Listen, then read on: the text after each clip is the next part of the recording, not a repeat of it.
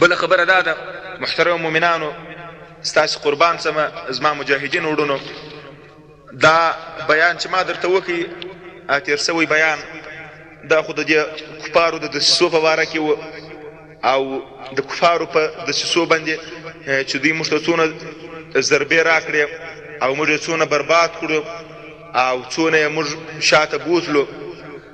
تاسو ته زه دا خبره کوم چې تاسو ته زه دا وصیت کوم چې تاسو خپل جهاد ته ادامه ورکړئ، د کافرانو په تبلیغ باندې مه غولېږئ، او خصوصا د عامو مؤمنانو ته دا وایم چې تاسې د کافرانو په ټانګانو په تیارو باندې مه غولېږئ.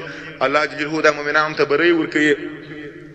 یوه خبره بله درته کوم، هغه زما علماو ته وصیت دی چې علماو تاسې د مسجدانو سره ووځئ او تاسې دا نور ناخبرتیا پرېږدئ چې موږ ناخبره کېږي. د دې علماو د دې مجاهدینو ملا ټینګه کړئ او د دې مجاهدینو صفونه ور برابر کړئ، دوی ته نصیحت ور وکړئ، د جهاد طریقې ور وښیاست، هلته ورسره ولاړ شئ، په جنګو کې ورسره ووځئ. تاسو ته خو الله غیرت درکړی دی، تاسو ته خو الله قرآن درښولی دی، تاسو خو د پیغمبر علیه السلام وارثان یاست. کافران ستاسو دپاره کنفرانسونه کوي، اوس دا دی په دا خارج کې. ته نو اوس وګوره مجاهدین چیرې ورته ناست دي، په سنګر کې ورته ناست دي. دا یو څو بېناموسه سره یو ځای شي، کله وایي په هالنډ کې کنفرانس جوړ سو، کله وایي په مسکو کې جوړ سو، کله وایي په نیویارک کې جوړ سو، کله وایي په فلاني ځای کې د لګان سره یو ځای شول. دا کوستې زنان چې ارڅونه کنفرانسونه جوړ کړي هغه به ماتېږي، به شکست به ورکول کېږي. دا نه د پاکستان په وسه پره ده، نه د دنیا د خلکو په وسه پره ده، دا د الله لښکر دی. صرف او صرف خبره دا ده چې علماو تاسې نو کوي ویښ سئ، تاسې راپورته سئ، د دې مسجدانو سره ووځئ.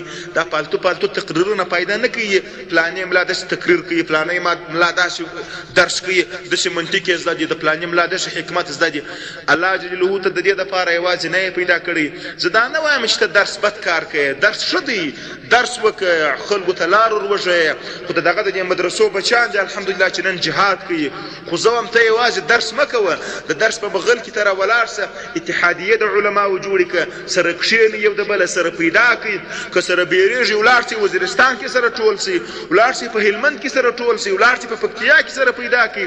پټ میټینګونه وکړئ، دا خلکو ته دعوتونه ورکړئ، دا خلکو دپاره جلسې جوړې کړئ، دا خلک وښیاست، دا خلک به اسلام ته رامایل کړي، د دې دین د دشمنانو تدبیرونه ورخنثی کړي، د دوی څه کارونه کاروایي چې دي هغه د بینه یوسئ.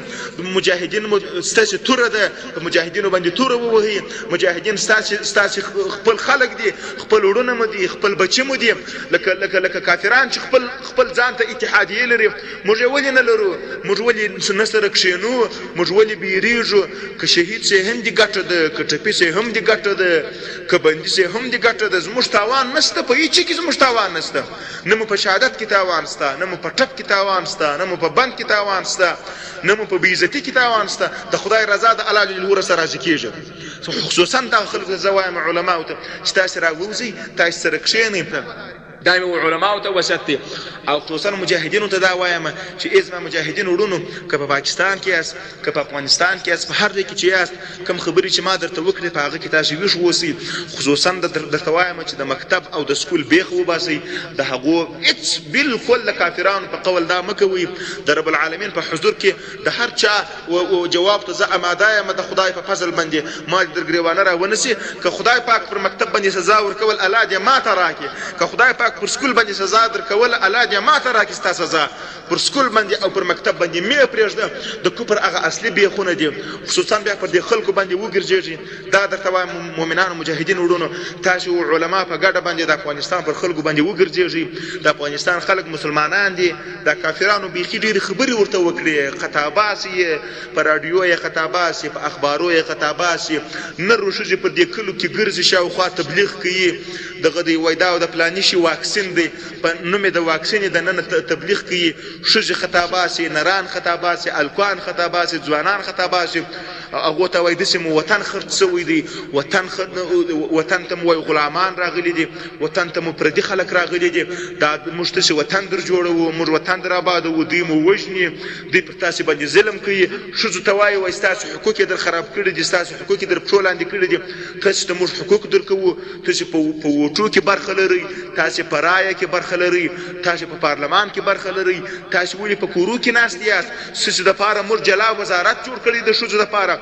دا د ښځو وزارت چې د مجاهدینو دا د دوی ښځې چې دي دا وولئ په موټرانو کې چې سپرېږي، پسې وګرځېږي، قتل یې کوي، دا پر تاسې باندې فرض عین دی. یوازې امریکایي نه دی دښمن، در امریکایي در دښمني دي دغه نور ډېر دښمنان دي. امریکایي دونه ثواب نه لري، قسم په خدا که دونه ثواب الله درکړي لکه دغه سړی چې ثواب لري. ضرر د دغو خلکو ډېر دی چې دغه خلک تاسې مړه کوي چې د دوی سره ولاړ دي او د دوی سره کومک کوي، د دوی سره ښځې راباسي او وزارتونه یې جوړ کړي دي، وزیران یې مړه کوي، وکیلان یې مړه کوي، هغه ملکان چې د دوی ملکان دي، مشران دي. اول د واره دعوت ورته ورکه، ورته وایه ای ملک وروره، ای اجي صاحبه د خدای پر لحاظ زه مسلمان یم، ته یو سړی قبر لرې، زه هم قبر لرم، دغه کفار دي دغو په کول مه کوه، زه مسلمان ستا بچی یم، ستا د وطن ستا زه یم.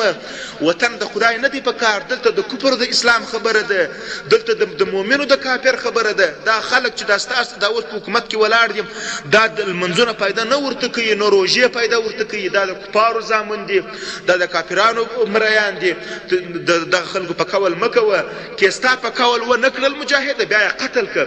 دوی اوس ګوره دا کافران چې دي دونه هوښیاران دي، د کافران چې هر څونه. بله خبره دا ده محترم مؤمنانو، ستاسې قربان شمه زما مجاهدین وروڼو، دا بیان چې ما درته وکړي